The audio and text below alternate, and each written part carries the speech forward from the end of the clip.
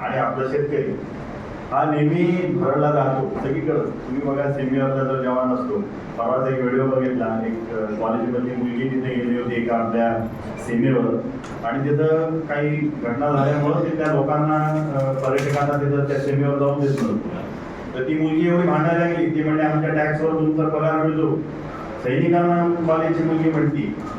मला असं वाटतं की हे थोडंसं म्हणजे आपल्याला थोडंसं आपले जे मूळ आहे ते कुठेतरी चुकायला लागेल असं वाटतं. म्हणजे उसाचं असो किंवा अजून कुठल्या गोष्टीचं अभ्यासाचा असो, आपल्या वर्तनातला असो. एक छोटासा किस्सा सांगतो. मागच्याच वर्षी आपल्या तिथल्या एका गावातले एक शेतकरी माझ्याकडे आले, केळं लावून आले. मला म्हणजे काय काकड्याचं नियोजन नाही म्हणले बरोबर. काय झालं ते म्हणजे माझ्या भावाचा ऊस गेला, म्हणजे माझा ऊस गेला नाही.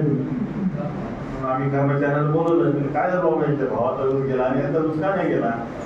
ते म्हणजे साहेब यांचा भावाचा ऊस होता, पण यांच्या ऊसाच्या अलीकडं होता. तोपर्यंत त्याचा ऊस जाणार नाही तर जाईल कसा. मग मी त्यांना म्हणलं, महाराज तुम्ही आता कुठेतरी मंदिरात जाऊन आले वाटते, केळं लावून आले. हो म्हणजे तिकडे काय मंदिरात जाऊन फक्त घंटा वाजून आले का. ते म्हणजे का बरं. म्हणजे तुमच्या सख्या भावाचा ऊस आले गेल्यानं जर तुम्हाला चालत नसेल तर बाकीच्यांना सोडून द्या. मंदिरात जाऊन करतो काय म्हणलं आपण. विचार करण्यासारखी गोष्ट आहे. एक मला शिवाजी महाराजांबद्दल खूप मला आदर आहे, खूप मी वाचन करतो त्यांच्याबद्दल. तर ॲबे कॅरे नावाचा एक फ्रेंच अधिकारी होता. त्यांनी हे शिवाजी महाराज जेव्हा होते तेव्हा तो इथे होता उपस्थित. तर त्यांनी शिवाजी महाराजांबद्दल लिहून ठेवलंय की ज्या ज्या वेळेस शिवाजी राजांवर संकट वाढतात त्या त्यावेळेस त्यांची काम करण्याची जिद्द अजून वाढते. हे त्या फ्रेंच अधिकाऱ्यांनी शिवाजी महाराजांबद्दल लिहून ठेवलं. तर मला असं वाटतं की आपल्याला सुद्धा सर्व शेतकऱ्यांना आपण सुद्धा हे ठरवलं पाहिजे की जेवढा निसर्ग आपल्या विरोधात जाईल तेवढा निसर्गाच्या विरोध जाऊन आम्ही चांगली शेती करून दाखवू. ही जिद्द आपल्यामध्ये जेव्हा येईल तेव्हा मला असं वाटतं की आपण चांगल्या पद्धतीने आपण शेती करू शकतो. आणि सर्वात महत्त्वाचं आता हे आपलं जे बेणेमाळा असेल किंवा प्रशिक्षण असेल ते करायचं मला का वाटलं तर एक कार्यक्रम झाला होता मुख्यत्वे इथे. तिथं मी कार्यक्रमामध्ये मी तिथल्या शेतकऱ्यांना विचारलं की तुम्ही तुमचा मोबाईल किती वर्षाला बदलता. शेतकरी म्हणजे 2-4 वर्षाला बदलतो म्हणजे मोबाईल. तुम्ही बियाणं कधी बदलले. 15 वर्ष आहे म्हणजे 15 वर्ष लागले. उत्पन्न कसं वाढेल. मागच्या वर्षी आम्ही आमचे अधिकाऱ्यांना सांगून डेटा काढला. मी म्हटलं आपल्या भागामध्ये ॲव्हरेज उत्पन्न किती आलं शेतकऱ्यांच्यासाठी. तर ते फक्त 38 टन आलंय. म्हणजे ॲव्हरेज सरासरी उत्पन्न हे 38 टन आलेलं आहे. आता मला सांगा 38 टन जर उत्पन्न झालं आपल्या गड्या खर्च निघेल का. निघणार आहे का. नाही निघणार. पण आपल्याला आपलं उत्पन्न वाढवावं लागेल ना. आणि चंद्रराव चव्हाण साहेबांच्या आशीर्वादाने आणि आपल्या अशोकराव चव्हाण साहेबांच्या नेतृत्वामुळं आता आपले दोन्ही कारखाने आपण मोठे करतो. म्हणजे आता यावर्षी नाही पण याच्या पुढच्या वर्षी आपला 1 नंबरचा जो कारखाना आहे त्याची आज गाळप 3500 आहे. आता MD साहेबांनी आणि आम्ही मिळून सगळ्या संचालक मंडळांनी यावर्षी आमचे 4000 करायचे साठी आम्ही सगळं उपाययोजना केलेल्या आहे. आणि 2 नंबरचा जो कारखाना आहे तिथे साधारणतः 2200 पर्यंत आमचं करायची तयारी आहे. पण येणाऱ्या वर्षी पुढच्या वर्षी दोन्ही कारखान्याचं गाळप आपलं हे 6,000 होणार. 1 नंबरला 6,000 आणि 2 नंबरला 6,000. तर यामुळं तुमचा ऊस जो उशिरा जातो हे जातो ते अजिबात होणार नाही. पण आपल्याला ऊस जास्त लागणार आहे हे लक्षात ठेवा. तर म्हणून आपल्याला या गोष्टीकडं लक्ष केंद्रित करणं खूप गरजेचं आहे. आता आपल्या याच्यात सगळ्यांचं म्हणणं असं होतं की आपल्या भागामध्ये ऊसाला भाव कमी का. आता खूप लोकांनी याच्यामध्ये सांगितलं. आता सर्वात महत्त्वाचं काय तर आपल्या भागामध्ये जसं आमचे कृषी विकास अधिकाऱ्यांनी सांगितलं की आपल्या भागात आजपर्यंत VSIचा ऊस भूषण पुरस्कार एकाही शेतकऱ्याला मिळालेला नाही. पण माझं म्हणणं असं आहे की आपण आता एक खोंगाळ बांधून घेऊ की येणाऱ्या 3 वर्षामध्ये आपल्या भागातल्या शेतकऱ्याला हा आपण पुरस्कार मिळालाच पाहिजे. या पद्धतीने आपण आपल्या शेतीचं आपण नियोजन करूया जेणेकरून आपल्याला सुद्धा ऊस भूषण पुरस्कार आपल्याला मिळाला पाहिजे. त्याच्यानंतर आमचे बांधणीकर बालाजी पाटील जे म्हणले की बेणे सगळ्यांना चांगलं मिळालं पाहिजे. तर आत्ता हे आम्ही जे शेतकरी VSI ला पाठवले होते बेणे मळण्यासाठी, त्याच्या मागचा उद्देश हाच आहे की या लोकांनी चांगलं बेणं तिथं लावलं तर त्या त्या भागामध्ये चांगल्या बेण्यांचा प्रसार होईल आणि त्याप्रमाणे चांगलं बेणं हे दुसऱ्या शेतकऱ्यांना पण मिळेल. कारण त्याचा जो बेणेमेळा असेल त्या शेतकऱ्याचा आणि त्या बेणेमेळ्यातनं बाकीचे शेतकरी त्याच्याकडनं VSI किंवा सांगलीहून आणण्यापेक्षा बाजूच्या शेतकऱ्याकडनं चांगलं बेणं त्याच्याकडनं त्याला उपलब्ध होऊ शकेल. त्याच्यानंतर बोंडारकरांनी जसं सांगितलं ते स्वतः खूप छान शेती करतात. त्यांनी माती परीक्षणाबद्दल सांगितलं, त्यांनी चांगलं बेण्याबद्दल त्यांनी सांगितलं, ते स्वतः उत्तम शेती करतात. बऱ्याच गावामध्ये जाऊन जेव्हा मी शेतकऱ्यांना विचारतो की साहेब तुम्ही माती परीक्षण केलंय का, शेतकऱ्याचं उत्तर काय असतं, तर ते सरकारचे लोक आले होते, माती घेऊन गेले, काय झाले ते म्हणजे होतीलच नाही मिळते. तर बाबा जेव्हा तुझी बायको आजारी पडते किंवा सरकार गावाला घेऊन जातो का रिपोर्ट करायला, नाही ना, माझी आई ना म्हणजे शेती तिचा रिपोर्ट काय होतो हे स्वतः बघायला पाहिजे की नाही. सरकारवर आपण अवलंबून राहून चालेल का. तर म्हणून आपल्याला सुद्धा आपली जी आई आहे तर ती आपली जमीन आहे, माती आहे, ती माती कशी आहे, ती खराब होत चालली आहे का, आपण जे खत टाकतोय त्याचा उपयोग त्या मातीला होतोय का, माझं उत्पन्न त्याच्यात वाढतंय का, हे जोपर्यंत आपल्याला कळणार नाही तोपर्यंत आपली शेती चांगली होईल कशी. जसं आता सगळेजण म्हणत होते की जर समजा एखादा मुलगा आहे शाळेमध्ये गेला, परीक्षेचा अभ्यास न करता परीक्षेला बसला, काय होईल, नापासच होईल. तसंच आहे शेतीचं पण तसंच आहे. आपण जर अभ्यास न करता शेती केली त्याच्यातच पैसे जाणार. तर म्हणून आपल्या या गोष्टींवर भर देणं गरजेचं आहे.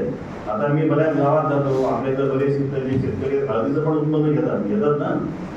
तर हळदीला मी समजा कोणाला विचारलं की आपण हळद का खातो, तिथे आहे का कोणी शेतकरी सांगून की आपण हळद का खातो.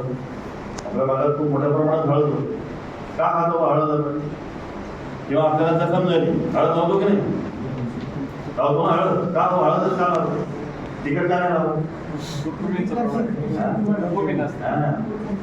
हळदीमध्ये कुर्कुमिन नावाचं एक तत्व आहे की जे अँटीसेप्टिक आहे, अँटीबायोटिक आहे, अँटी इन्फ्लेमेटरी आहे. तर हे जोपर्यंत आपल्याला कळत नाही की मी जो ऊस लावतोय त्याच्यामध्ये काय तत्व असतात आणि तो कशामुळे मोठा होणार आहे, हे जोपर्यंत मला कळणार नाही तोपर्यंत माझा ऊस कसा मोठा गेलो, त्याला काय खायला लागतं, कधी द्यायला पाहिजे. जे आता यांनी सांगितलं त्याच्यानं वेळेबद्दल सांगितलं होतं नरडेरे साहेबांनी की बाबा वेळेत प्रत्येक गोष्टीची पाळली गेली पाहिजे. मी जसं सांगतो की माझं कोणी जर मला विचारलं आदर्श कोणतं, शिवाजी महाराजांना आपला आदर्श मानतो. तुम्ही बघा कुठल्याही शिवाजी महाराजांचं कुठल्याही इतिहासामध्ये त्यांनी कुठलीही गोष्ट नियोजन राहावी कधीच केलेली नाही. म्हणजे आता मी विद्यापीठावर सुद्धा आहे, स्वामी रामानंद आपलं नांदेडला जे विद्यापीठ आहे तिथे आम्ही नवीन कॉलेजच्या मुलांसाठी शिवाजी महाराजांच्या प्रशासन नीतीवर एक कोर्स केला आहे. जो ऑनलाईन आहे ते विद्यार्थ्यांना आम्ही सांगितले कंपल्सरी की तुम्ही शिका शिवाजी महाराजांचं नियोजन कसं होतं. या गोष्टींचा आपण अभ्यास केला. थोडक्यात उदाहरण सांगतो, ज्यावेळेस अफजल खान स्वारी करायला आला होता तेव्हा शिवाजी महाराजांनी एवढं नियोजन केलं होतं की अफजल खान उंची किती आहे, अफजल खानाचं वजन किती आहे, अफजल खाना समजा माझा सामना झाला तर माझ्याबरोबर बॉडीगार्ड कोण असला पाहिजे, त्याच्याबरोबर शस्त्र काय असतील अफजल खानाबरोबर, या सगळ्या गोष्टींचं नियोजन शिवाजी महाराजांनी केलं होतं. आणि म्हणून शिवाजी महाराज तुम्ही आग्र्यावर सुटका बघा किंवा कुठे कुठे बघा, वेळेचं नियोजन आणि प्रत्येक गोष्टीचं नियोजन जोपर्यंत आपण नियोजन करणार नाही. आता छोट्याचं तुम्हाला उदाहरण सांगतो, चायना सगळ्यांना माहिती आहे, चीन भारताला स्वातंत्र्य हे 1947 साली मिळालं, चीनला 1949 मध्ये मिळालं, म्हणजे आपल्यानंतर 2 वर्षानंतर. आणि जर तुम्ही आज चीन बघितला तर आपल्या 25 वर्ष पुढे आहे, 25 वर्ष पुढे चीन. का बरं, त्याचं एक छोटं उदाहरण असं आहे की ज्यावेळेस चीनवर जपानच्या लोकांनी त्याच्यावर राज्य केलं होतं. चीन खूप मोठं आहे, सगळ्या तिथं प्रोव्हिन्स म्हणतात, सगळ्या प्रोव्हिन्सवर जपानीज लोकांचं राज्य नव्हतं. पण ज्या ठिकाणी होतं तेव्हा 1949 मध्ये जापनीज लोक चीन सोडून गेले. त्याच्यानंतर तुम्ही आज कधीही चीनमध्ये गेला तर तिथं जपानच्या माणसाचं एकही तुम्हाला गाव, रस्ता, एखादं ऑफिस, एखादं मॉन्युमेंट काही दिसणार नाही. आपल्या देशात बघा, आपल्याकडे आज Akbar road, Humayun road, Jahangir road अजून एक आपल्या देशात.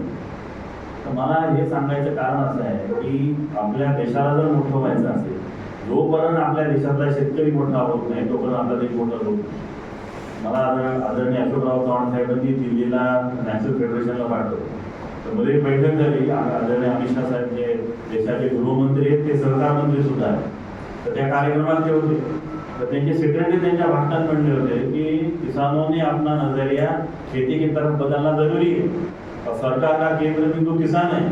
तो ते म्हणले कोई भी सवाल पूछो. मी हात वर केला. सर अभी आपने कहा कि सरकार का केंद्र बिंदु किसान है और किसानों ने अपना नजरिया खेती की तरफ बदलना जरूरी है. तो सर मेरा सवाल आपसे ये है कि सरकार का नजरिया किसान की तरफ कब बदलेगा. हे म्हणल्यानंतर मग ते आम्ही झाल्यानंतर मला बोलून घेतलं. म्हणलं सर तुम्ही आमचे साखर एक्सपोर्ट बंद केला. आता बघा सोन्याचे भाव वाढले तर कोणी काय म्हणत नाही. 10,000 रुपये सोन्याचा भाव वाढला कोणी काय म्हणत नाही.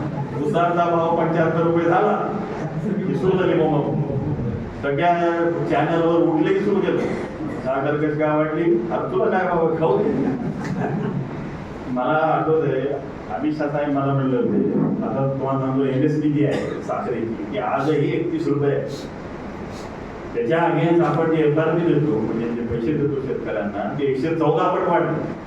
114 पट. तर मी त्यांना म्हणलं सर MSP बढ़ाओ.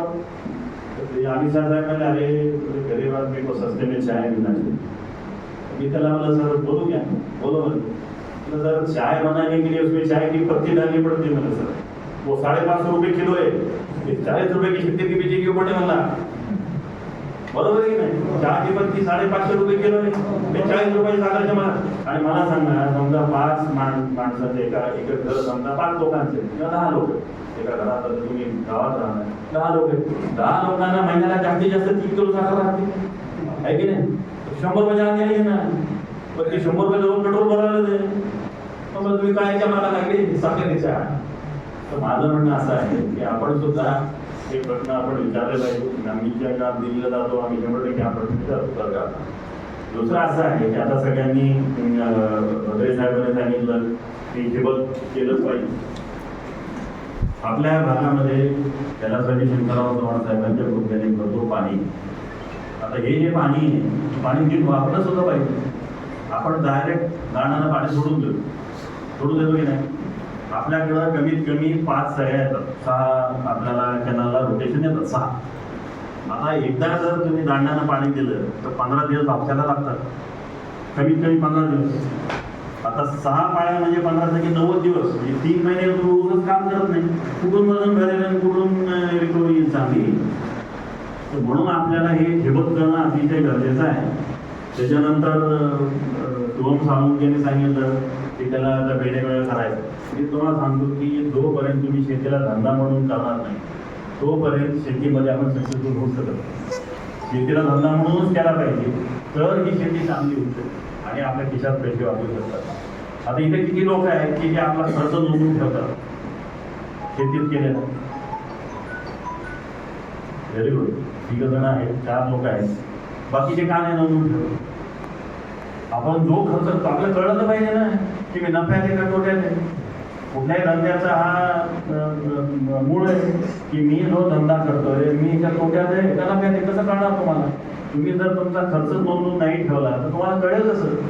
तर म्हणून हे तुम्ही सवय ठेवा. मी अजूनही आता या मागच्या डिसेंबरला माझे वडील वारले.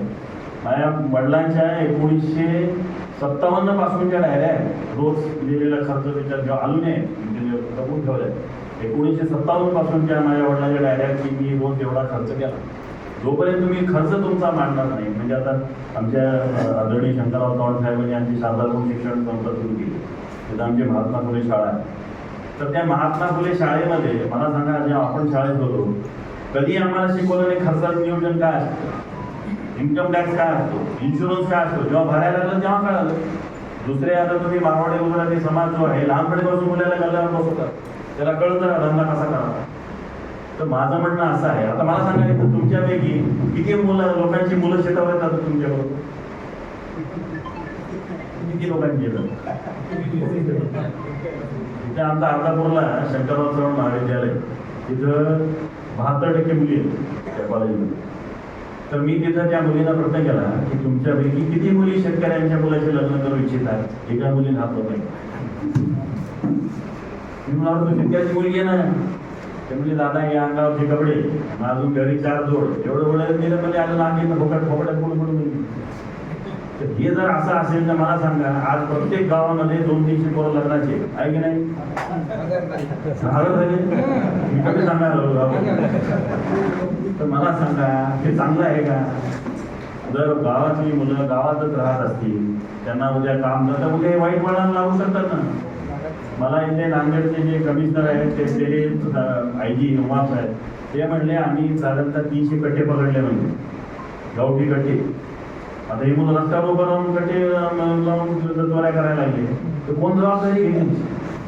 तर म्हणून आपल्याला थोडं आपली जी नवीन जनरेशन, तुम्हाला मी सांगतो, मी स्वतः AI वापरतो, वेगळ्या गोष्टींसाठी वापरतो. तुम्ही AIला जर विचारलं की येणाऱ्या 5 वर्षात सर्वात चांगला धंदा काय असेल, त्याच्या शेती आहे पहिल्या 5 मध्ये. आणि हे ज्या मुलांना आपण सांगितलं, आता जसं आता हा साळुंके सारखे ज्या मुलं आहेत, ते जर अशा या वेण्या प्रक्रिया किंवा खत बनवणं किंवा हे ऊसाचं मशीन घेणं, असे छोटे छोटे धंदे जर सुरू केले, सगळ्यांना नोकऱ्या मिळणार नाही. गावातल्या सगळ्या मुलांना नोकऱ्या मिळणार नाहीये, पण त्याला पर्याय काहीतरी हाताला त्याला काम असलं पाहिजे ना. दुसरं, आता या मुंडेमुळं सगळ्यांना चांगलं दूध मिळालं, बरोबर. एका अधिकारी काय करतो ते बघा. तर आता येणाऱ्या काळामध्ये दुधाची सुद्धा आपल्याला गरज लागणार आहे. आता मी आठवडा चव्हाणमध्ये एक बैठक पण घेतली होती. तर आपलं पुढचं एक जेव्हा आपले कारखाने मोठे होतील त्याच्यानंतर आपण दूध डेअरीकडे पण जाणार आहोत, जेणेकरून शेतकऱ्यांना जोडधंदा चांगला मिळेल. त्याच्याकडे गाई म्हशी असतील, त्याला सेंद्रिय खत त्याच्याकडे करवा वाढेल आणि त्याची शेती चांगली होईल. तर मला असं वाटतं की या गोष्टी आपण करणं गरजेचं आहे. कोकाट्यांनी, मला असं वाटतं कोकाट्यांना आपण मार्गदर्शक त्याचं केलं पाहिजे. छान बोलतात, त्यांना वेगवेगळ्या गावामध्ये येऊन त्यांचा अनुभव जरी त्यांनी शेतकऱ्याला सांगितला तर खूप फरक पडू शकतो, अशी मला कोकाट्यांकडनं अपेक्षा आहे. कल्याणकरांनी जसं सांगितलं की आपण 10 शेतकऱ्यांना या ठिकाणीच प्रशिक्षण द्यावं. मला असं वाटतं की येणाऱ्या काळामध्ये आपण प्रत्येक गावातले ज्यांचं आपल्याकडे चांगलं करिअर झालं असे 10 शेतकरी बोलून त्या गावातल्या शेतकऱ्यांचं प्रशिक्षण आपण कारखान्यात घेऊ, जेणेकरून त्यांना सुद्धा त्याचा उपयोग करता येईल. आणि आता मला इथे सांगा, तुमच्यापैकी किती लोक आहेत की ज्यांचं 80 टनाच्या वर उत्पन्न आलं आहे? आहे का कोणी? एकरी 80 टनाच्या वर कोणी आहे? कोणी तुमचं आहे? किती आलं तुमचं?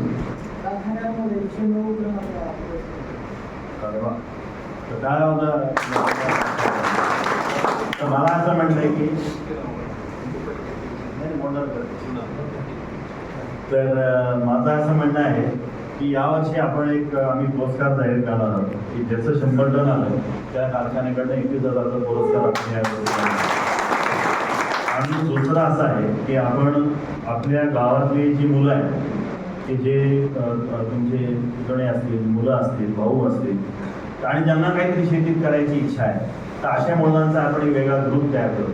आणि मग त्या मुलांना कुठे ट्रॅक्टर घेऊन देता येतं का, किंवा त्याला काही जोडधंदा करून देता येतो का, या गोष्टींचा आपण विचार करू, जेणेकरून ते आपली मुलं त्यांना सुद्धा कारखान्याकडनं काही उपयोग होईल. आता आमचं हे चाललंय की आमच्या ज्या महिला कर्मचाऱ्यांच्या, आमच्या ज्या महिला आहेत ज्या इथे आमच्या इथे राहतात, तर त्यांना आपण हे प्लास्टिक जे फेकून देतो, या प्लास्टिकपासून बॅग बनवायचा आपण कारखाना आपल्या कारखान्यात सुरू करतो, जेणेकरून महिलांना ते बॅग तयार करून ते शाळेतल्या मुलांना त्या बॅग्स तयार केल्या जातील.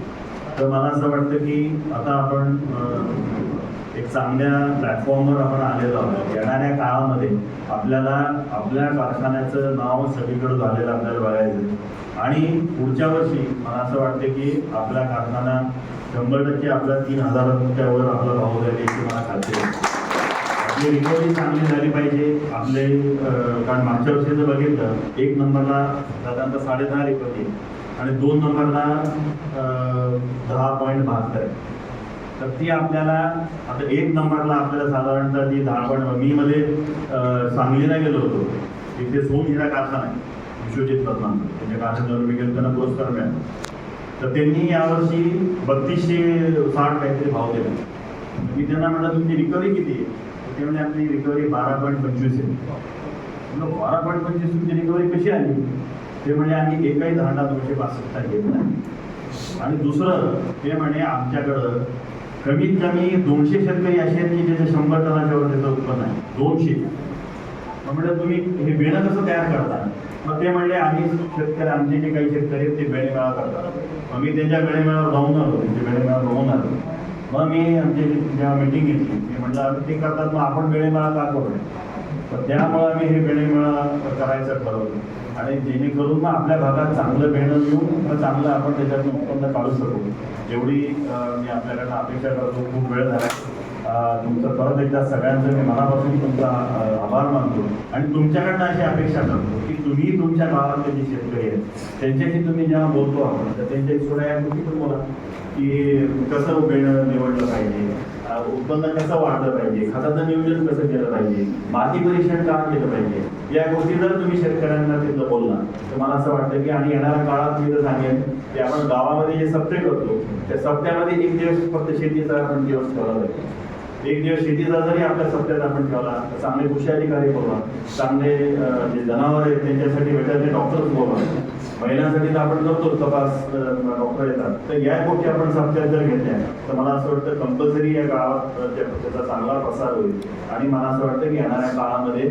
आणि दुसरं एक सांगतो, आपण हे पेप्सी थम्सअप पेप्सी पितो की नाही तर त्यांचं लेस म्हणून हे शाळेतली मुलं हे खातात बघा, चिप्स खातात. तर त्यांच्याबरोबर आपण एक MOU केला आहे. यावर्षी आपण काही ठराविक शेतकऱ्यांना आपण आंतरपीक म्हणून बटाट्याचं बेणं देणार आहोत. ते बटाट्याचं बेणं जे आहे ते बेणं देतानाच ही कंपनी भाव ठरवून घेणार, ॲग्रीमेंट करून घेईल. आता त्यांचा भाव काहीतरी 17 रुपये किलो आहे. तर ते बेणं देतानाच तुमच्याकडनं भाव ठरवून घेतील आणि शेतकऱ्याचं काम एवढंच राहील की बेणं तयार केलं म्हणजे बटाटा तयार झाल्यानंतर तो पोत्यात बांधून रस्त्यावर ठेवायचा, रस्त्यावरून ती घेऊन आणा, तुम्हाला मार्केटमध्ये द्यायची पण गरज नाही. आणि बटाटा हा ऊसामध्ये लावल्यामुळं जसं आता आमच्या मी सांगितलं कृषी विकास अधिकाऱ्यांनी मातीमध्ये नायट्रोजन फिक्सेशन होतं आणि ऊस तुमचा चांगला होईल. म्हणजे दोन्ही त्याचा हे होईल, तुम्हाला उपयोग होईल. ऊसाचाही उत्पन्न वाढेल आणि तुमचं बटाट्याचं तुम्हाला उत्पन्न मिळेल. या गोष्टी आपण करू आणि मला असं वाटतं की तुम्ही सगळे आलात. तुम्हाला सगळ्यांना परत एकदा